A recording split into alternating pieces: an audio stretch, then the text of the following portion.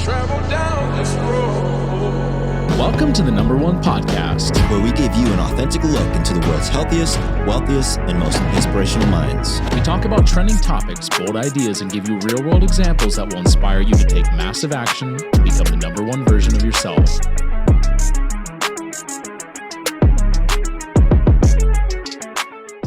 We talk about mindset, health, wealth, success, finding your purpose, and whatever the hell else we want to talk about on the day. Becoming the number one version of yourself. Just two kind of regular guys. I hate saying I'm regular, but you know, just two guys. I feel like I'm not regular. We're not regular. I'm trying to relate. I'm sorry. Let's bring it down. Humility is important if you want to be the number one version of yourself. But today, let's just go down the docket. So Patrick Bet-David, you saw. That was a great experience. We were going to talk about that. We could talk about how to start a podcast. Should you start a podcast? Everything that goes into starting a podcast. A lot of work. We're still working on this one. So Andrew Tate was on the docket. What else did we bring up? Relationships as you get more successful. What else? Those are all good. I don't know. Let's flow. Let's flow with it. Let's flow. Start with Patrick Bet-David. How was that event? Dude, that was awesome. Great. Yeah, Patrick Bet-David, phenomenal experience. So I actually got invited by my boy Eric. He hits me up out of the blue and he's like, yo, do you want to go to the Sing with me? And he was like, we're viewing the Patrick Bet-David podcast live. Love to have you go. I bought a couple of tickets and, you know, it'd be great if you were one of the people to come with me. And I'm like, okay, cool. I'm imagining we're just going to go like watch it somewhere, right? Yeah. Well, it turns out I get to Valuetainment headquarters and I'm like, okay. And as soon as I walk in the parking lot, I park my car. As soon as I walk in, I see a bunch of people. And I see like Adam Sosnin and I see Patrick Bet-David and I see like a couple of people. And I'm like, and everybody's just chill. Like they're in the parking lot and they're like, oh, hey, what's up? Good morning. And I'm like, hey, good morning. How are you? You know? Yeah. And it was actually, it was funny because like I just started talking to some of the guys like casually. Yeah. And I was like, these are some really cool people. Like they're super down to earth. It was a very casual event. But it was awesome because, dude, this guy's setup is out of control. Yeah, like, dude, I saw your stories and it was like a legit studio. It was like a whole studio just for their podcast. Dude, this was like TV production style, cameras all around the place. Like these are Blackmagic 6K cameras, which, you know, they're not cheap. Yeah. And then the guy's like got this crazy cage that's just lighting, actual like built up stage. The wire management was like unreal under the whole thing. I'm telling you, this is probably... If I had to guess, I'd say it was a $500,000 setup for sure, just in lights, cameras, and audio. I mean, that equipment alone will cost you. It could have been more. $1,000s. I mean, our setup is cheap and it's thousands of dollars. Dude, this right here is like a solid $25,000 setup. Yeah, you probably have like a $35,000 setup. I spent a lot of money. You know, I stopped counting. And then, not to mention the space, building out the space. Yep. What goes into that? I mean, this production right here probably cost me $55K. No shit. You know, between like all the setting up everything. And you keep buying shit too. And I keep buying because I think like as you go, you realize that there's more shit that you need. Yeah. And then you realize that there's some stuff that could work better than other stuff. And you might have a malfunction on one of the cameras and you realize that might not be the right camera. It might not be the right lens or like just today, I didn't even know that I had to format this memory card. Yeah. You know what I mean? And this is a great segue into should you start a podcast? Yeah. Whichever camera. I think before we go into that though, Patrick Bet-David, let me tell you something about this guy. His ability to navigate a conversation was supreme. It was absolutely incredible. You know, the guy came in with a docket. He hit every single bullet point on his docket. However, he still managed to allow the conversation to flow in a very free-moving manner to where it just felt flowy and it felt like you were quite literally watching a show. There was only like one point within the episode, which I think was about 2 hours live with about 100 people in the audience, where I was like kind of Wait, so they do it live? Dude, they did it live. They don't well, I know you were there live, but like the episode isn't live, right? They're recording it. It was posted live. No like shit. Someone was live chopping it. Oh, okay. So they're doing You know what I mean? So somebody's there in the back. They have like a director and he's manning all the cameras. And then they have, you know, they have a couple side cameras. They have a rear camera. They've got a person in the front that's manning the cameras, watching the audience. They have another one on the side. Like the setup is crazy. And that's what we got to get to, man. Because like I don't know. I don't care how you feel about them, but Fresh and Fit, who are also in Miami, Yeah. they do broadcast style too. So they have they're great. They have the guy in the back. They switch the cams. Dude, I and got that. They do it all live, right? So we need. I mean, our podcast needs to start paying for itself at some point. But help us get there to where we can afford that would be great. a guy If you in the back. if you like us and you like listening to us, help us get this place to pay for itself because it's an investment and we can afford it. However, or what? I'm gonna put this into the universe. If you just want to help us build this thing and help us make it live while it's still not profitable, you can join the team now. We're not gonna pay you, but we're not paying each other. This just costs us money. So if you want to be a part of that, I'm sure we can work something out. That'd be awesome. That would be great. If you have a certain set of skills, I mean, we got to pay somebody. People's time are valuable. Yeah, I would want to get paid. I'm paying a lot of people I'm paying a lot of things. people too, but if you're gonna have somebody chopping things up, they need to get paid for their. If you're one of those people that I'm paying, I'm not mad at you. I'm just saying, like, I don't have infinite money, right? So like, look, this is the dream, and I think this is everybody's dream with every type of business or channel. Obviously, everybody wants to draw a profit. yeah, But what I think is very important and where I would like to get to is where the thing at least pays for itself. Because the outlay, I told you I'm only doing 2 episodes a month right now and it's costing me $2,500 a month, Yeah. right? So my sunk cost is about $1,250 per episode. yeah. And, a lot of people think, oh, that's expensive. It's expensive. I mean, Let's talk about what goes into it. Why is it so expensive? well, This will be bullet point 1 on starting your podcast, right? And all the things you have to think about. Expectations. Set expectations, right? So let's go into those expectations. The thing that people don't understand a lot of times is that, like, obviously you have to buy all the equipment. That's cool. Can you start with just an iPhone and a little like mic on a cable? For sure. Yeah. There's a girl that I'm friends with. I was on her podcast. It's called The Entrepreneurship Life or Entrepreneur Life. She's incredible. Podcast was incredible. And she's recording with an iPhone, right?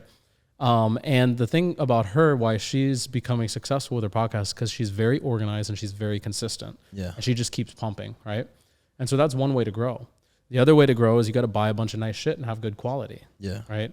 Not just quality conversations, but quality equipment, as we've invested in. Yeah. However, that's not it. That's not just it. That's the tip of the iceberg. Before that, I want to talk more about the tip. But the tip of the iceberg. So buying the equipment, like before you even buy the equipment, first you got to know what to buy. Yeah. Right. So when we went through, like, Drew has a few different cameras right now. I have 3 of the same camera, but before I had 3 of the same camera, I didn't. So you go through cameras, you go through Microphones. just microphones, trying to figure out which mics, try to figure out Cables. which Even down to cables. the cable makes a difference. Right. You want to record more than 30 minutes? Google that. Google it right now and see which cameras can record more than 30 minutes. Which SD cards you need. Yeah. Will it overheat? Can you film inside, outside? So you got to figure all that out, and then you can spend with this one, thousands of dollars. I've got a little fan coming because that one likes to overheat.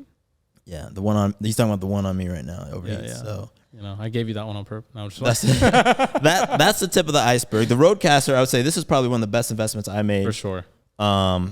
Normally, so if you don't do this, you have to get basically, it's like a DAC. It's basically a device that the mics go into, and then that plugs into like a computer. It's like you need like a control unit. This is like an all-in-one to where basically we just had to figure out the cameras and we didn't have to figure out audio. Yeah. If we went to the next level, we would invest even more in audio, but like these are like the best mics Yeah, already. these are great. So And we the would just be cool part spending more about money on is this. it provides phantom power too. So like if you Yep. were to hook this up to a cloud lifter, which is great by the way, phenomenal. Yeah. Then yeah, I mean you got to enable phantom power, which I didn't know and I couldn't figure out. And I watched probably a half a dozen YouTube videos before I figured it out. But yeah, I mean, there's a lot that goes into it besides just, all right, let's get the equipment out of the way. You've got the equipment. You bought the cameras, the tripods, the microphones, the backup microphones, very important. Yep. The backup microphones, you've got your Rodecaster or whatever other device you have. You've got your, obviously, wherever the hell you're doing this, right? You got your chairs, everything. Lights, very Lights. important. Yep. Let's get all that out of the way. You set the place up. You make sure everything's functional and working. Yep. Then what? Let's get beneath the water level to the rest of that iceberg. Right. Because that was just the tip. You dip your face in. It's cold. What do you see? Oh shit. There's a lot down there. There's a lot. Got a plan. Yeah. Gotta have something to say. Gotta have a topic. Well, we Right. kind of free flow. Yeah. But All right. we so can do better on that. But I think where my challenge has been Yeah. recently has been in the editing. Yeah. Because obviously, like, I have the resources to be able to pay for it. However, it is a sunk cost that is not creating a return on investment at this point in time. So if you want to do it the cheap way, you either have to learn how to do it, have someone to help you do it, or you got to finesse it somehow. But there's a lot that goes into it. And you're not going to be good. So you can edit yourself. And so we both work and we both have pretty like high time commitment jobs. I also day trade and have a whole bunch of things, right? So editing, I actually like editing. Like, I think we're both creative people. So like when I have a passion piece, like I'll sit and I'll edit it, but hours, I'm talking hours, guys. And that's just the editing part. So you got to do all the stuff we said. Then you got to film it. You have to have good raw footage, which is another thing. So when you practice like filming, you can't edit something into existence. Right? Editing is cutting out. The thing of editing is cutting away. You're carving, right? So if you don't have enough there, you're screwed. So you have to have good raw footage, and then you edit down the raw footage. That takes time. And so if you're first starting out and you don't want to pay an editor, just realize that your first content's gonna suck. Like it's not gonna be good, and you're gonna put a lot of energy. And that's why it's so hard. A lot of people give up. It's like you put a lot of energy into your first stuff, and it's not good. It's not like once you get to like iteration 6 and 7, that's where you're like, oh yeah, I want the light here. I want this. I want that. And like, but that first one, I'm telling you guys, like the first couple, like you're just not gonna like it. You know? Maybe you strike gold, but or you get or you just pay for That's the editor. what I did. Right. Yeah. Yeah. I just paid an editor straight up. Yeah. Because I was like, bro, there's no way. I mean, could I learn to do it, and could I be look, I can do anything. And I promise you, if I put enough time into it, I will be better than anybody else. Do a backflip. If I practice that, I will make it happen. I could figure it out. Word. You know, I'm that confident in my ability to like laser focus and go after shit. So I can guarantee you I would be good at it, but I would need a lot of time. And time is not something that I have in abundance at this moment. Yeah. So I went straight up and paid an editor. And so essentially when it came to the editing, the thing about editing was it wasn't just chopping up a YouTube video, because that's easy. You can get that done for $100. You can probably get it done for 50 somewhere, right? Yeah. On Fiverr, right? But when it comes to actually editing, you have multiple assets. You've got your video, of course, for your platforms such as YouTube. Yep. And then you also have your audio for platforms such as Spotify, Apple SoundCloud, and Apple Podcasts. And then within the video realm, now you're going to chop up hopefully short form, content that's going to be posted to YouTube Shorts, Instagram Reels, and TikTok. Yeah. There's a lot of time that goes into each one of these steps. And then you have to pay somebody to post it all if you're not going to do it yourself. Right. And if you want to really be fire, your shorts have to add like images and the layers, zoom in, zoom and the out. music. Like you could just like cut it down and just do these are good cameras. So like shot could just be the shot. But if you want to add in the infographic, like imagine there's an infographic right now, right? Maybe we put it, maybe we don't. But if we do, that's more money, right? If you saw one, we paid for that. If you don't, because we're cheap. And it was low budget. This video was low budget.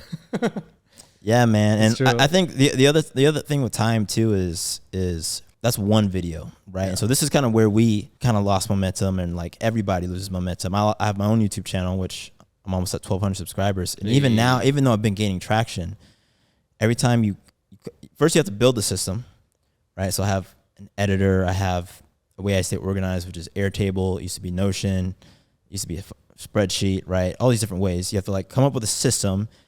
And then for me, it's like I have to actually spend time, because I film every Saturday. I have to spend time outside of Saturdays, like on Wednesdays or random days.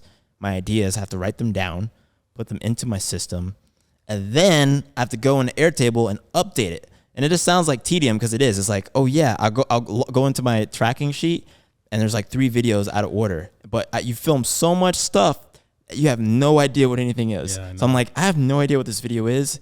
And this has happened to me because I'll just get busy, and I'm just like, I didn't update it, so now I don't know where it is. And all to say is like, in order to go from one video to like 5 or 10, or if you want to do multiple channels like we're doing, like the amount of effort and time and how easy it is to get messed up. It is it's super easy. Well, that's the other thing is like I've lost footage. I've like, just every mistake you can make. But isn't that the beauty of it? I don't know. Okay. I don't know, man. Dude, I lost a couple videos. So actually the one that we did last. Yeah, you lost. Yeah, I lost that. I only have one angle, and that's the angle of you. Yeah. Let me get that. Yeah. It's got shitty audio. Yeah. Actually, no, I think I have the audio.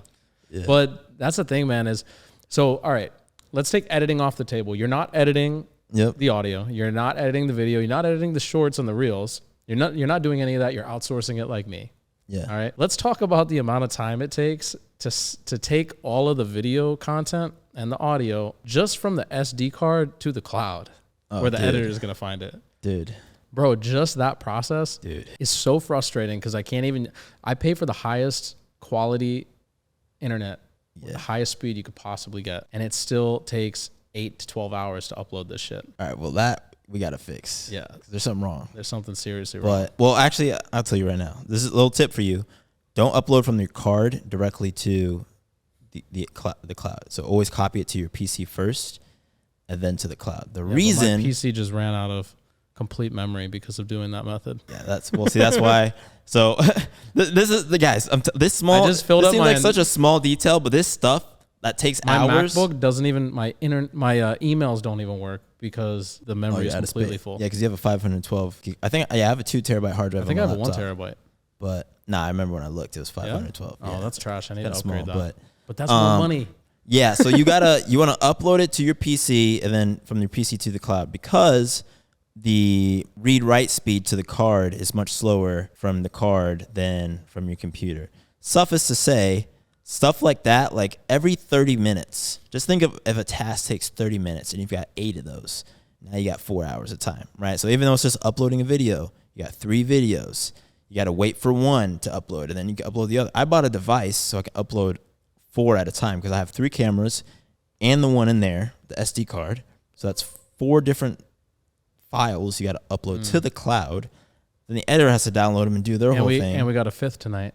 And dude, I forgot about that up there. What's up?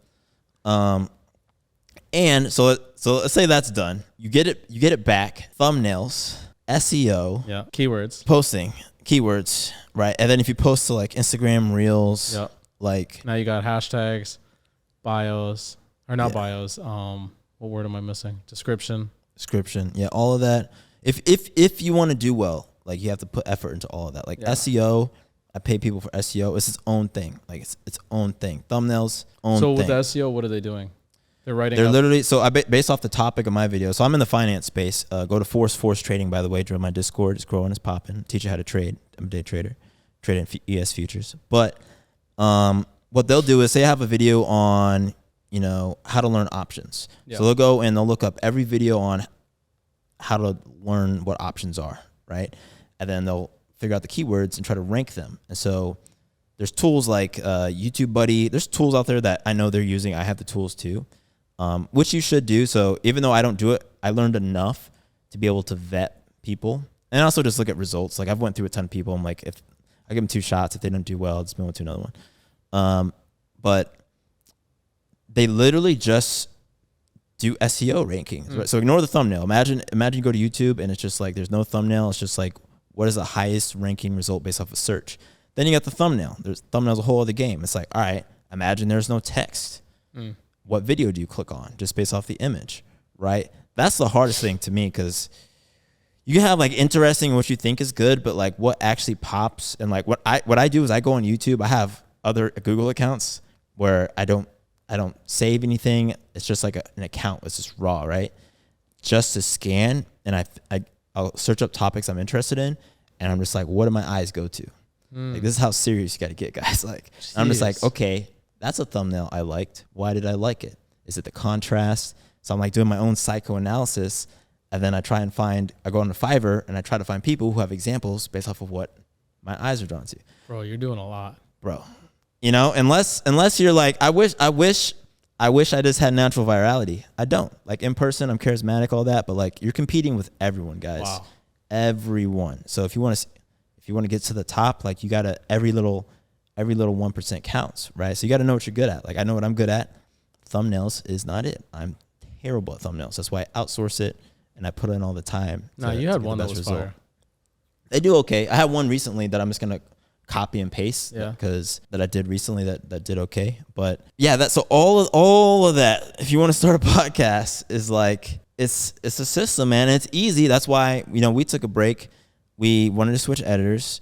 And we kind of just fell off the wagon after that. And, we're getting back on, and, I'm talking about that. I think we're going to try and use my Fiverr editor if possible. But, it's time.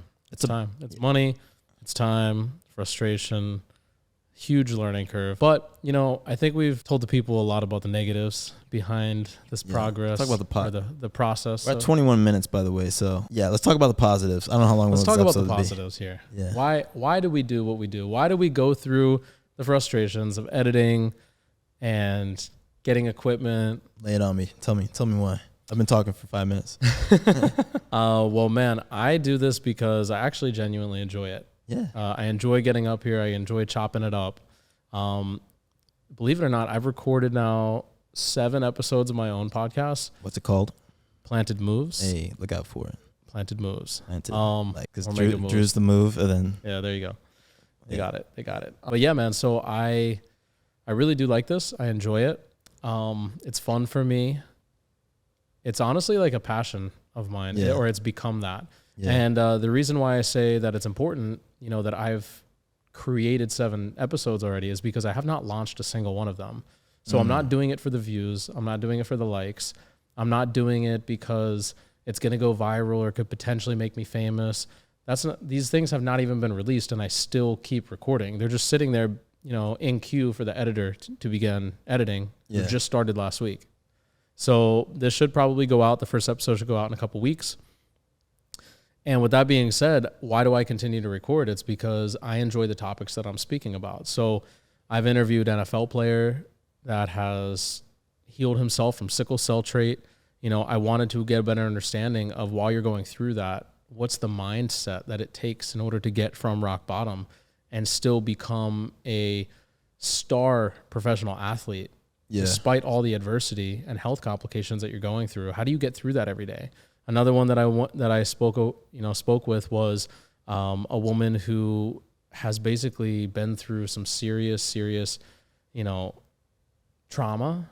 Yeah. And how did she get through that? How did she become a better person? How is she now a coach that's healing other people? Yeah. How did she go through one of the darkest moments of her life, use it as a catalyst to heal other people around the world? Yeah. And so these are the types of conversations that I really enjoy. Now, have I had other conversations that, were not as in depth or as depthful? Yeah, I've had those too. Yeah. And a lot of those had to deal with money and resources and how to get more. And the cool part about it is, like, we talk a lot about money and how to get it. Yeah. And then the thing is, like, they say money's not everything. And while I can agree with that statement from one perspective, which is once you get it all, there is some part of you that can feel unfulfilled. 100%. Right. Yeah. However, it takes money to do the things that fulfill you. Yeah. So why not kill 2 birds with 1 stone, get the bag and enjoy your life and find fulfillment in the middle? Yeah. Well, on that thought too is, and I'll follow up on the pod, is money eliminates the things that makes life shitty. Mm-hmm. Like having debt over your head, or, food. Like, so money, people say like money won't bring you happiness, but it stops you from being sad. Right. So if you want the potential for happiness, money gives you a lot of potential happiness. Right. Yeah. But yeah, I mean, I think about this all the time with cars. It's like I could buy another car, but my life, I'm going to be happier with a nicer car. I would just have a nicer car. Now, if that nicer car brought me to a community of people and I really connected with those people because of that joint appreciation of a thing, that's what life is about, right? That's what money can bring you. But I'm the same, man, with the pod. Is like, I was just talking about, I'm thinking about doing another one, very similar, but just conversations with people, not focus on success at all. And actually, I think on that, I'm going to try and avoid talking about money entirely, even though it's such a big part of my existence. Like, I'm a day trader. Like, I'm trying to get the bag. But there's so much more to life. And I think you realize that in, like, people's stories and what is interesting. And I think you also realize that once you get it. Yeah. Like, once you achieve, obviously you can always continue to aspire to do more. But there's something to be said for having a goal, almost an unachievable goal, achieving the goal, getting it, and then realizing that you're no more fulfilled than you were when you didn't have it. The only difference is now that you're in a more comfortable position. However, my personal belief is that as a man, we should not strive to be in a position of comfort. Yeah. I believe that we should always strive to be in a position of discomfort because we're trying to chase a further goal. We're trying to become better. We're trying to do better. you know, and there is something to be said for achieving those goals. Obviously those milestones are great, but just because you achieved it doesn't mean that you're going to be fulfilled. You could be in the same position. I personally had a conversation with my dad today, and I was like, to be honest, if I'm not going after something so hard that I believe in, I get genuinely depressed. Yeah, man. Like I can't resonate with people. I'm not saying that this is bad. So if you are this type of person, no judgment whatsoever. But you know, there's some people that are comfortable with going to their 9 to 5 every day, or working at the grocery store, or doing their thing. They're super fulfilled. They go home to their wife and their kids, and they're super chill. You know what's crazy, bro? Well, they love their life. But I'm not that dude. You know what I honestly believe, man? Because I say that, and I still say that too. I say that to placate people, but I honestly believe that no one doing that is happy, because I haven't met them. What I have met, as I've met people who they'll ask me, hey, I want to make more money. I want to do this. I want to do that. I want to do that. But then in social situations where there's pressure, now they're forced to defend their lifestyle, and they go, oh well, my life's fine, and I don't really need much, and blah blah blah blah. But you take them out of that situation, and they reveal their unhappiness every time. And I've seen it so many times to where I want it to be the case to where you can just work a 9 to 5 with people you don't like, and doing stuff you don't like, and that somehow there's people, but like it doesn't make, like I have not met a single person, not a single person. I have met people that are doing a passion. Maybe that passion is a 9 to 5, right? But even then, like there's something about that grind that I think just wears you out. And even those people, say you're in a 9 to 5 environment, like they're usually pushing in some way, right? They're pushing to be like a manager, or maybe they're in like sales roles or something where it's like there's a return on their personal investment outside of just they have like working at a grocery store, right? Quarterly metrics they have to hit, and quarterly reviews and things of that nature. Yeah. Where they're expected to hit certain mile markers or perform in a particular way to get a bonus or something. Yeah, I get that. So maybe not no one, but I would say 9 out of the 10 people that say that I meet, who are the ones saying that they don't, right? And I personally believe that, like, if you look at like the moments in your life where you're happiest, whether it's doing a sport or you're creating like your art, you're an artist and you're just in there and you're just painting, and maybe you're just going to town for 8 hours, right? Like almost as animals or humans, like we enjoy being pushed, like and this realizing that potential and finding out something about ourselves. I mean, there's something to say about putting your feet up and like relaxing, but like part of it is me. Like I'm on one side of the spectrum, but like I can only relax for like 24 hours, if that, bro. Like I put my feet up, and what happens is like when I'm relaxed, the juices start going, and I'm like, I feel ready to do something again. Dude, I get really anxious, honestly. Yeah. If I'm like sitting still for too long. All right, so for instance, last month, like I mentioned, to you before, business was really slow. Yeah.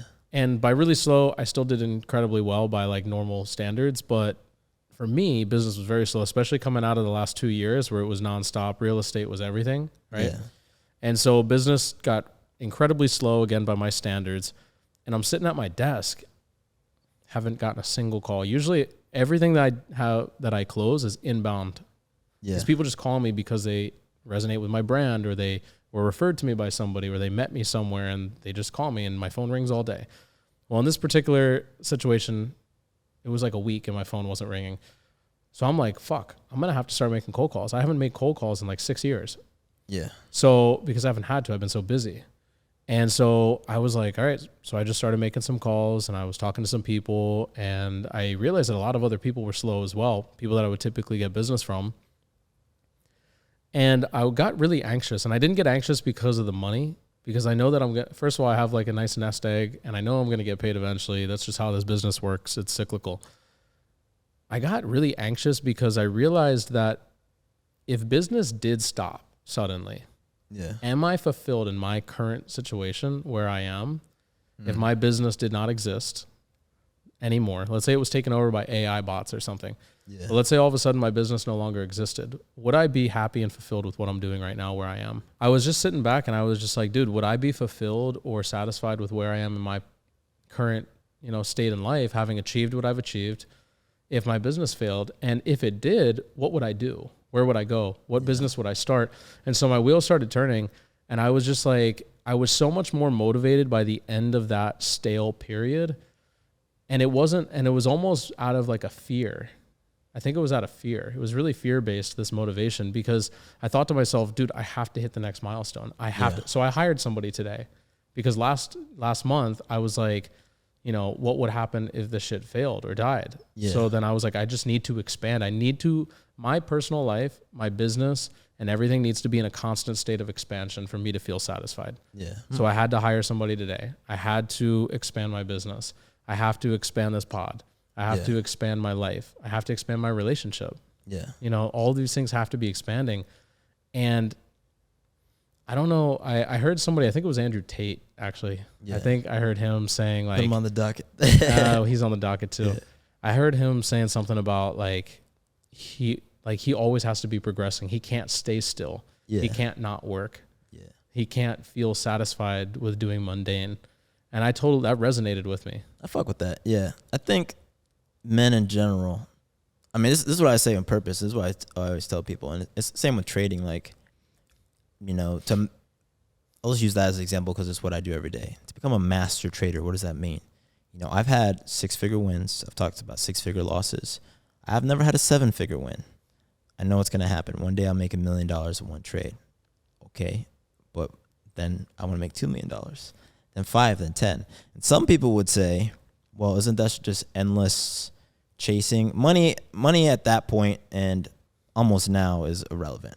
To me, it's about, can I manage risk well enough to get a return of this size? Cool, I did it. All right, can I manage risk well enough to get a return of this size? Cool.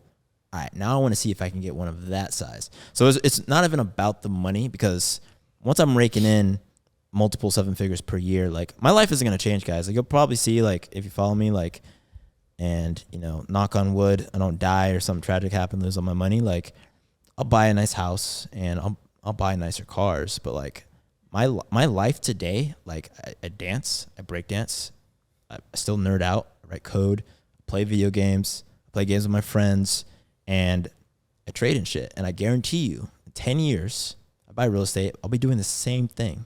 I'll just have a nicer house, have a nicer car, right? But I'm still gonna be dancing, and like it's the same. And I don't think, just how I want to get better at dancing, I don't think there's never a point where I'm like, I'm a good enough of a dancer, right? It just so happens that the return on this practice is monetary, right? So I definitely understand like the expansion of like wanting to do more, because you have the potential to do more, right? And you know it's there, and it's hard for you to turn a blind eye to something that you could get. So you always have to measure it, and like, I think there is a point obviously where it's like, I just need more money. It's like, but everybody needs more money. Yeah, everybody can. There's plenty out there, guys. If there's one piece of advice I could give to you, just random, barely related to this, is like, there's so much money out there, and there's so much gold in the streets. Like, there's enough for everybody. Yeah, there's enough for everybody, dude. They print this shit every day. That's the reason that we're in this shithole mess that we're in right now, dude. Because they print the money endlessly. Yeah. So they're printing something, bro. They're creating something out of thin air. It's all fake. Like, even me as a day trader, like, when I make, I don't know what I make today. Well, today was a red day. No, I ended up like $50 up. So I lost $2,000 in the first 8 minutes of trading today, which was annoying because I had a really green day yesterday. I made like $8,000 yesterday. So let's just use yesterday as an example, right? I made $8,000. What does that mean? I just watched some fucking squiggly lines on my screen, hit buy, hit sell, and $8,000, which would be life-changing money for me years ago, is possibly life-changing money for you. And I'm not trying to minimize $8,000. One of the things I force people to do in my Discord is gratitude. Like, some people go, "Oh, I only made $400." I'm like, that's a car payment. That's insurance. That's like every single dollar. And that's how my attitude towards money. Like, if you make $50 in a trade, like that's awesome. That matters, right? And you should go bigger and bigger. But the point is, to your point, it's fake. Like, the fact that I can just do that, the fact that I used to like. It pissed me off, honestly, when I had the realization. It's like me, I want to say I necessarily left the matrix. I'm just like in the computer screen now, fudging the numbers in the matrix. But it's like, I used to think that's like, I just have to work harder and harder and harder. And I still have worked harder, but now I'm working way more smart than I am just hard. because I could just make $8,000 by watching lines on a screen instead of like trying to work 40 more hours at Old Navy, you know? So no, I agree, man. it's a mindset shift too, but yeah, it's just fake. It's made up, man. It's just made up. It's out there. Well, let's talk about escaping the Matrix. Let's talk about it. Let's talk about Tate. He's in jail right now. Yeah, he is. We don't know when this episode is going to be out, but he's in jail. At this point in time, he is currently in jail, extended another 30 days. Very hot topic. Yeah. So I'll give my thoughts on Tate. I talk about him on my TikTok actually, for it. which I'm not going to tell you guys, but if you find it, that's fine. There's nothing crazy on there. But I think that he says stuff that, I mean, I definitely agree with. I get why he's so popular. I think I generally have like a slight allergic reaction to the whole red pill space, because I think what it's done, and I have this whole thesis on the internet in general, is that I used to think, like, when the internet came out, we thought it was going to make everyone smarter. Everyone has access to all this information. But I feel like because of algorithms and like corporate interests, instead, like, you only see what they want you to see. Right. And so the red pill, like, once you get into that rabbit hole, like, people only see that. That's all they see. And a lot of people who are susceptible to that are guys who are a lot of insecurity. They don't have money. They can't get women. Right. So who do they idolize? These guys who look like they have it, which is why there's so many fake, like, scammers and like people who are like, they rent Miami is a great example. Like, they just rent the cars and shit, and like the girls, and they show off. The original red pill space, by the way, if you haven't seen The Matrix, the whole idea was red pill, blue pill. You take the red pill, you leave the Matrix. But if you saw the movie, real life sucked, right? So when they got out the Matrix, they lived in the shitty ship. Like, that was the original concept of, like, you're pulling yourself out of this comfy 9-to-5, your drone life to go live reality, right? That's the original concept of red pill. So I fuck with the original red pill. The whole space is a thing. But Andrew Tate himself, I think a lot of men looked up to him, you know, and I think he has had a positive impact. I saw a TikTok on a guy who changed his whole life, lost like 200 pounds because of Andrew Tate, and that's awesome. Yeah. I think on the flip side, like, if he does turn out and he's convicted for sex trafficking and like the amount of people that can hurt, and as a guy with 3 sisters, like, I can never ignore like what the women in my life tell me, no matter what I think. And so it's like, if somebody was like trafficking women, I can't look past that. Like, and I don't think anybody should, but I'm gonna wait to see what they say. Right. I feel that. So that's my 2 cents. Yeah, we definitely do not condone any type of trafficking. I don't think you can say SEX on YouTube anymore, though. Yeah, we'll blurp it out. We'll blurp it out. But yeah, no, I can't get behind that, man. I can't get behind the idea of sex trafficking or working a woman for money. I think, you know, that's like the oldest occupation in history, right? Yeah. But I mean, we could talk about whether prostitution should be legal. I think it should. Yeah. But like, that's different from trafficking. That's like, they literally abduct women. If people don't know why, like, sex trafficking is so bad, it's like they'll go, say there's some young American girl, is 18, she gets kidnapped and then forced into sex slavery for life until she dies, and they just drug them up. Yeah, that's horrifying, bro. So yeah, that's why it's bad. But like, prostitution is legal in many places. One of the oldest professions. Two different topics. Yeah, dude. Yeah, no, I can't get behind that. But that's horrifying. You kind of look like Tate, though. I know. I get that a lot. I really do get that a lot, bro. I'm currently shadow banned on Instagram because of all the Andrew Tate and Cobra Tate comments on my Instagram. Really? Yeah, bro. Dude, I hired Jorik, the dude that like got my account back after it was banned, or it got hacked last year. And yeah, he told me, he was like, you're shadow banned. And he was like, he reached out to Meta. It was like a whole thing. And so he's working on getting me on shadow banned right now. But like, that was the issue, is that like, it goes against community guidelines or some shit. Because and you have the same first name. Yeah, it's wild. It's a terrible combination. I know, man. Well, maybe it'll bounce back, dude. I mean, if he's released and it finds out, I mean, I'll tell you what, honestly, I listen to Andrew Tate almost every morning at the gym. Yeah. I get incredibly motivated by the things that he says. Yeah. I think that he has a very strong message, a positive message for young men. Yeah. And more importantly, I think he has a very positive message for men in general who feel like they're stuck.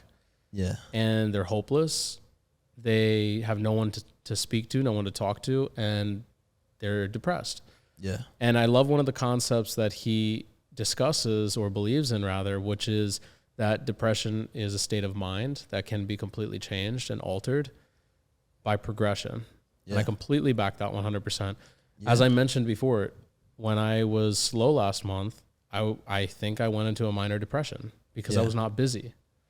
And the thing is, one of the things I can get behind that he says additionally is when he's not working and he's not chasing something, he doesn't feel satisfied. He doesn't feel fulfilled. There's a hunger about him. Yeah. Right. And I think that there's a hunger about a lot of men in society. There's a hunger, and that hunger is not fulfilled, and that hunger is not satisfied. So what happens is these men, they weaken themselves unknowingly by getting addicted to porn and masturbation and, idolizing the bodies of women on a screen and tricking their body into releasing serotonin and dopamine.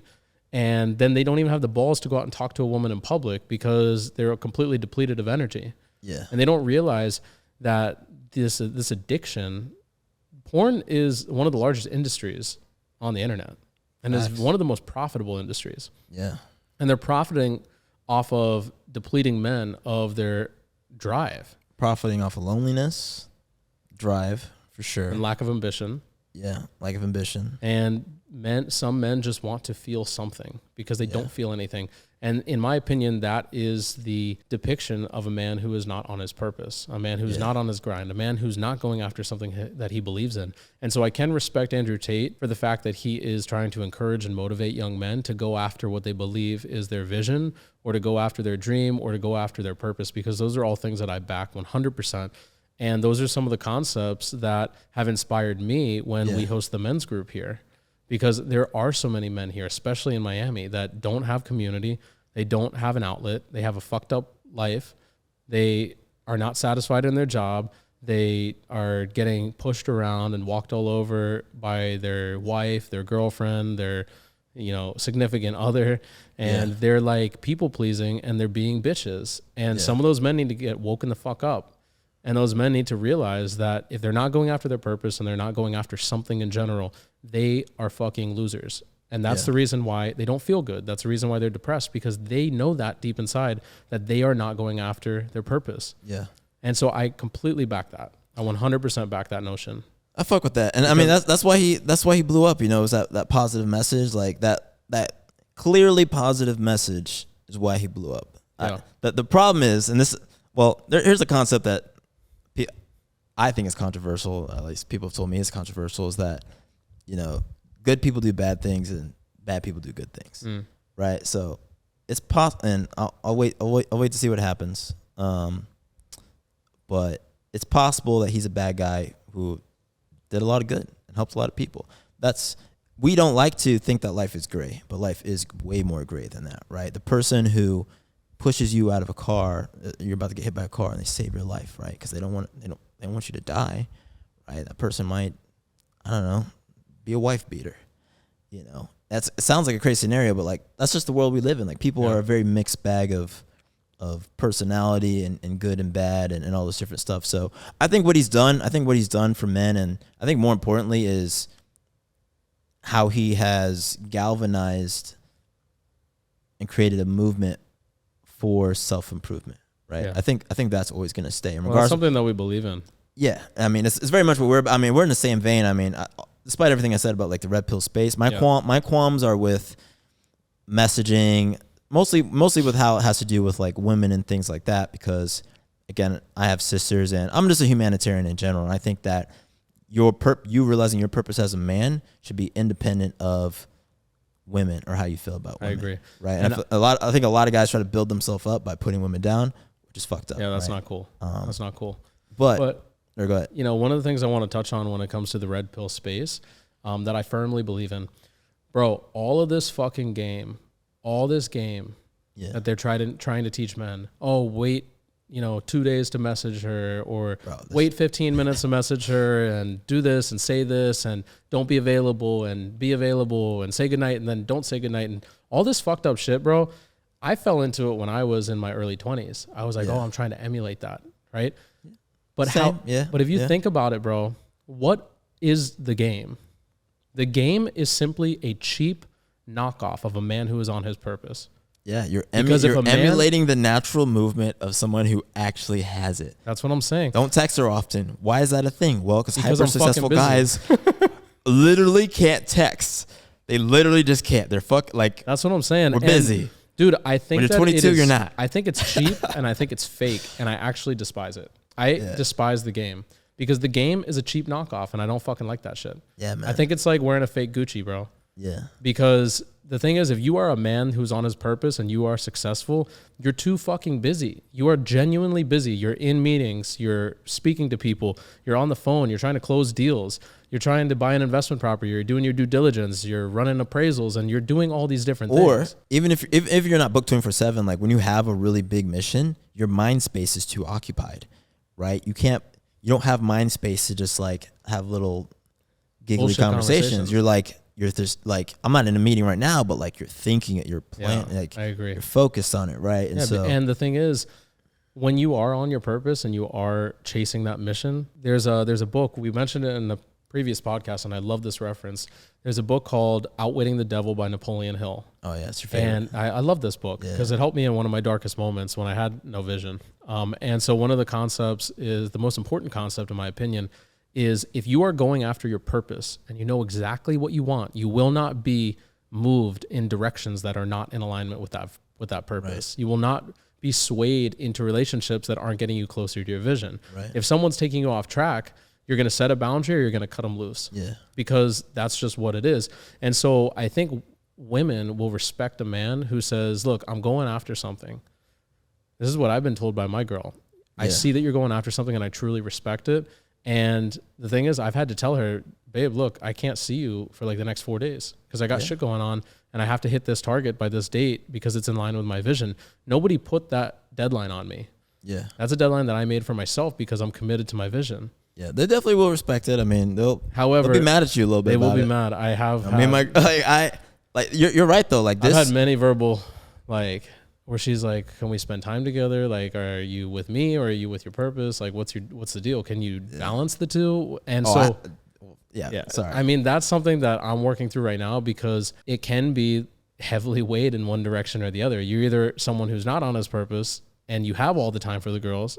Yeah. Or you're really on your purpose and you have to really make time. Like it's challenging in a sense. I have told, and not exactly this way, but very, very directly. You know, I told my girlfriend who I've been with for a long time. I was like, here's what I'm doing with my life. Like this is exceptionally important to me. It's in the number one spot. I've told her that, right? And she's fine with that. And I love her. You know, love Brianna. Love you if you see this. But you know, I've had the conversation with her. Like, you know, this is what I really want to do with my life. Like if I die tomorrow, and I'm super, like I'm insane about it. And I'll talk about in my Discord, like if you want to be a successful trader, you have to be insane. Whatever it is you want to be successful at, you have to be nuts with it, right? And when I think about my vision for my life and, you know, what I want to do on my Saturdays, and especially when I'm tired and like people ask me, how do you find the motivation to keep going? I'm just like, dude, motivation isn't a part of it. Like I literally will be asleep and I will wake up almost like I had a nightmare, but I didn't have a nightmare. I'm just thinking about it constantly. I'm constantly thinking about that all the time. Trading, my channel. Like it is my passion. Which is why I want people to find theirs, because like I know how it makes me feel. Yeah. Like it is energy. Like I could be dead tired, but like I really, really want to do this thing. And how that relates to relationships is, you know, like there is a trade-off. You know, there's only one of me. And so if I need 8 hours to do something, right, I either spend the 8 hours on that or I don't, right? And the trade-off is you find somebody who respects that or you give up on your purpose, right, or get slowed down, right? And obviously, if you do that, you're going to start to resent that person because now they're subtracting from your purpose. So don't do that, right? Just be honest with yourself, be honest with your partner, and what happens, but at least you will have done the smart thing or the right thing. So I think that's why it's important to find somebody who really understands you and your purpose. Yeah. And who is along for the ride. Yeah. You know, I have a girl who's very understanding. Does she want my time? Absolutely. She always wants my time. And I love that, right? Yeah.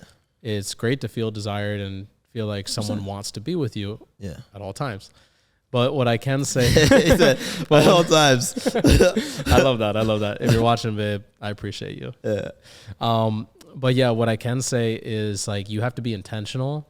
And she used these words with me. She was like, you have to be intentional about investing time in what you want to grow. Because she said the grass only grows where you water it.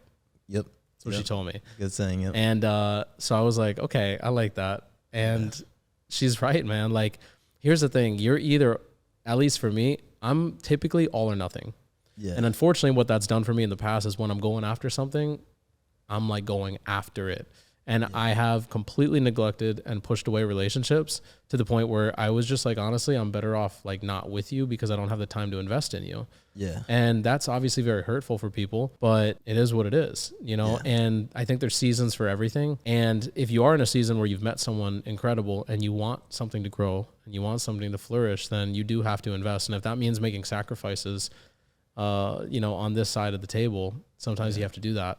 A lot of it just comes down to time management, you know, which is, you can't be lazy, you know, like, and I struggle with this myself. I'll be like, oh, okay, I'll get up at 6 a.m. to go to the gym and all that. And then it's like, okay, I need to also get up at 7 a.m. to spend time, you know, with my girlfriend if you want the relationship to be happy, you know. And for a lot of guys, like, I mean, this applies. I feel like this doesn't apply to, this is why I get mad at the red pill space too, because they spend a lot of time talking about high value guys. Yeah. Even though most people aren't high value. So I'm just like, who are y'all talking to? Like, the people on the pod aren't even, you know, like, you guys aren't even in the top 1 or 2%. But in any case, if you're ever in the position where you're devoting a lot of time to something, you know, and you're in a relationship, you just have to also devote that time because you will both be happier, you know. So that's one of the things, like, when I was talking a therapist I had a few years ago, it's just like, yeah, you know, like, and I realized about myself, it's like, oh yeah, if I just get out of being in a grumpy mood and I make her happy, she'll make me happy, right? Even though I'm busy. And it's like, instead of just being like, oh, like, she wants my time even though I'm doing this, and like, now I feel conflicted, I'm just like, okay, let me just consciously, like, all right, I'm gonna hang out with you at this time on this day. Don't talk to me until then. And then we do that, and then it's highly invest in that time, and then it pays itself back, right? But yeah, it can turn into like a ball of resentment otherwise, you know, and then both people are just unhappy and you don't even know why. You're just like, you just have negative energy, right? So, but I don't have it all figured out. That's just. Yeah. And of course, we are also speaking from the opinion of two. I mean, we're not married. We don't have kids. Right. So we're speaking from the opinion and, you know, vision of people who are in this situation. Yeah. You know, I think if we were married and had kids, our conversation and mindset might be completely different. Who knows? Safe to say, just don't listen to me on relationships. But if you want to learn how to date, join my Discord.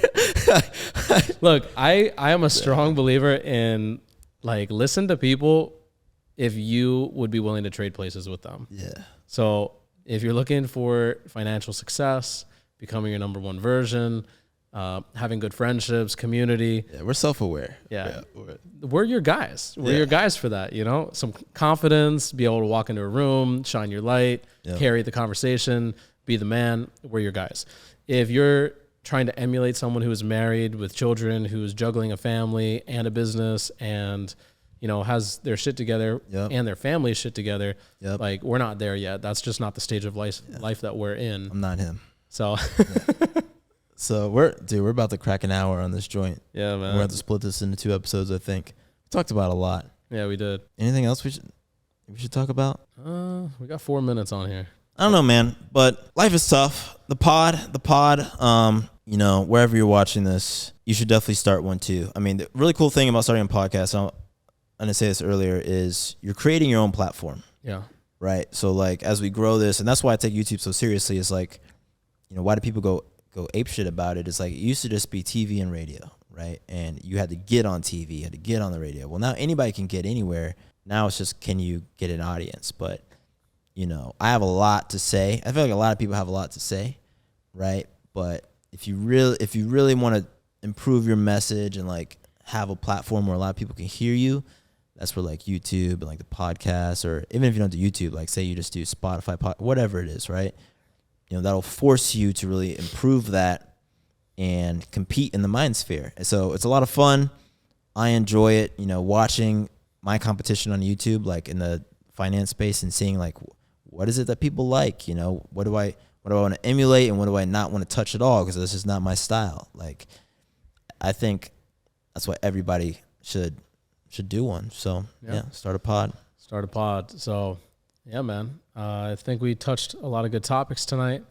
Yes, sir. I would say that if you want to start a podcast, just go ahead and do it. You have everything you need. And if you don't, you'll figure out how to get it. I believe in you. And we should do a little outro for everybody. A little outro. Yeah. My name's Forrest. My name's Drew. Thank you for watching the #1 podcast in the world. Hey, We appreciate y'all being here. See you in the next one.